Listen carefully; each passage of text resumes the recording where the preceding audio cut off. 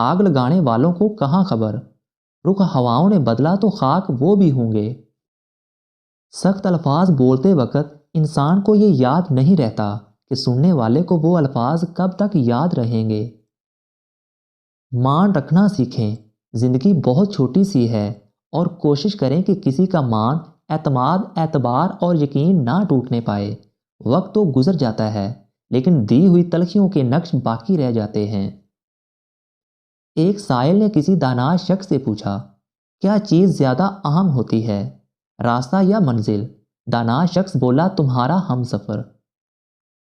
کچھ لوگوں میں بات کرنے کے شعور کی اتنی قلت پائی جاتی ہے کہ ان کی بات کا برا نہیں، بلکہ ان کی ذہنی صلاحیت پر ترس کھانا چاہیے۔ بے نسلے لوگوں کی سب سے بڑی نشانی یہ ہوتی ہے کہ تم جتنی انہیں عزت دو گے، وہ اتنی ہی تمہیں تکلیف دیں گے۔ اور کچھ لوگوں کو اللہ موسیٰ کی طرح لاڈلا رکھتا ہے، انہیں تکلیف دیتا ہے، آزماتا ہے، انتظار کرواتا ہے، لیکن پھر ان کے لیے سمندر سے راستے نکالتا ہے، انہیں فرعون جیسوں سے محفوظ رکھتا ہے، انہیں پاکیزہ ہمسفر عطا کرتا ہے۔ عبادت کرتے ہو مگر لوگوں کو تکلیف بھی دیتے ہو، صدقہ کرتے ہو مگر احسان جتلاتے ہو، اپنی نیکیاں ایسی تھیلی میں جمع نہ کرو جس میں سوراخ ہو۔